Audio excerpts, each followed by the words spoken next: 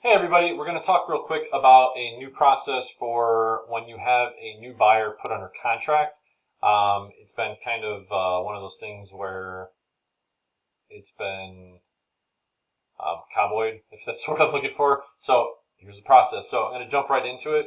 Um, when you get a new contract, the first thing you're going to want to do is log into Brivity. So you've negotiated back and forth with the listing agent, and either one of two things will happen.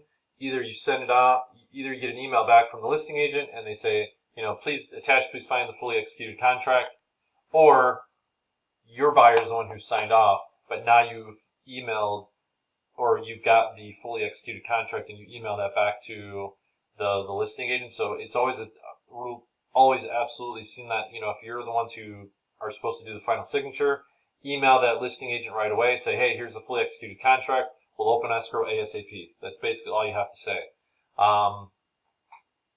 From there, you're going to log into Brivity. So let's go into that here real quick, and I'll kind of take you through the steps that need to happen in order to do that, and we'll go from there to kind of get things going. Alright, so we're moving that over here. How do I move this thing? Whatever. Alright, let's go. So, I don't know why it's not letting me move it. Hang on. Well, whatever. Guess it's going to be there. So go here, go to transactions, hit plus, and hit buyer side, right? Now, typically on the buy side, you're going to have the ability to import the listing details. Sai's got a new build under contract, so I'm going to use his as an example here. So that one's not in the MLS, right? I don't think. So let's just try it out. So 35277 West San L. It's giving me nothing. Okay, so see, if it was in there, it would have pulled it. So we're just basically going to go in here. Say, okay, that's fine. Alvarez, Maricopa, AZ, 85138. Expiration date. Now, the expiration date on this is typically when you expect this to close, and I always add like a week. So he said this is 4 to 6 months out, so I'm just going to go 1, 2, 3, 4, 5, 6, and just put the end of September, right? Purchase price. I'm just going to open this contract real quick and see. Hey, nice job, 3%. D.R. Horton, gotta love them. I'm not seeing the sales price on this. Of course, this is a builder's contract. Here we go, $346,990. So put that in here, $346,990. MLS, just say NA because this one's not listed. I'm just assuming this is a 3.2, but if you were doing this import, it would have imported all the information. I'm just going to go 1,800 square feet just for the giggles. Source, obviously it's got a little red star there, so you always have to pull the source. I don't remember where this one came from, so I'm just going to put in Sphere just for fun. Listing description will typically automatically fill in. Now the next steps, right? So buyer's agent, you're going to put yourself. So in this instance, I'm doing this in here for Sai, and I hit Sai. Transaction coordinator will always default to me. Leave that alone. So that's fine. So just fill this piece out right here and then hit create transaction, and it's going to run you into the actual transaction a little bit further to dig a little bit deeper. So once you've done that, you're going to want to hit edit details. Inside of edit details, you're going to want to just go in and just double check to make sure everything's good. So mutual acceptance date, right? So this was accepted. I always hit today just so I can see the calendar. That was accepted on the 21st. We're not doing a home inspection here. Always make sure you put the home inspection date in once you have the home inspection date, or I'll put that in if I'm informed on it. The closing date is vague right now, but I'm just going to throw it out there, like I said, to just put the 21st of September. Typically, you know the closing date, so put in what you know, right? So the contract price should be the same. Well, in this instance, it's the same. So the listing price will automatically feed in.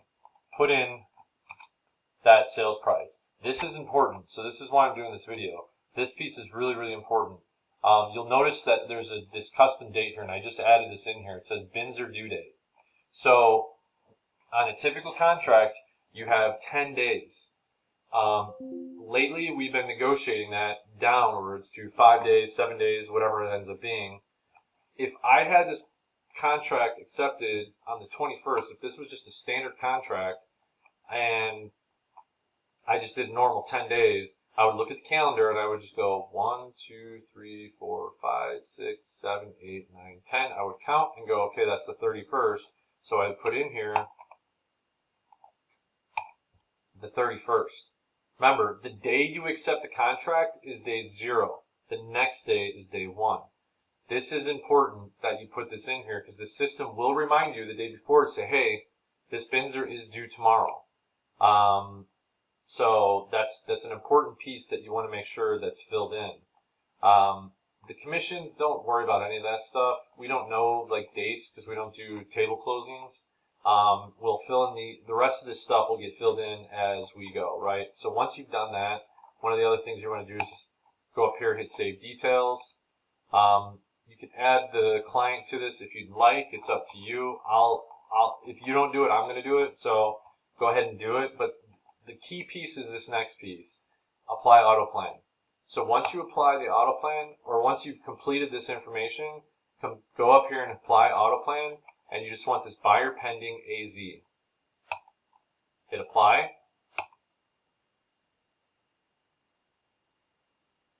And you'll notice that it kicks off this buyer plan. So go to your tasks, and you're going to see a bunch of tasks get loaded into the system.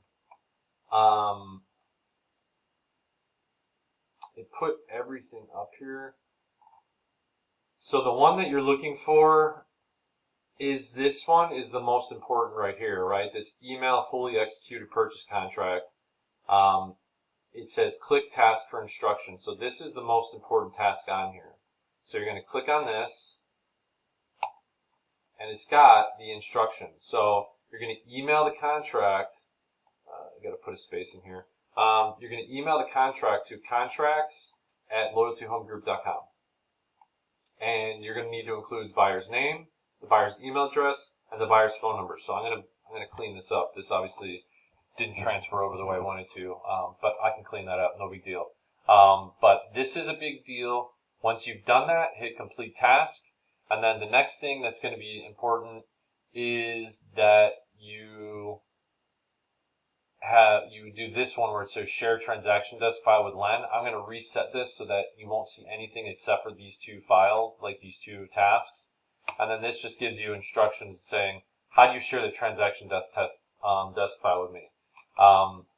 And once you've completed that, you hit complete tasks. Those are the two tasks that you're going to need to do right away, and that gets everything going. So emailing your contract with that details, right? So with those details of the buyer's name, which is obviously it's on the contract, but still, their email addresses and their phone numbers to contracts@loyaltyhomegroup.com. That's probably the most important part of this whole process, and already having it in the system like that. So that's the process for when you get a new buyer on a contract. Thanks.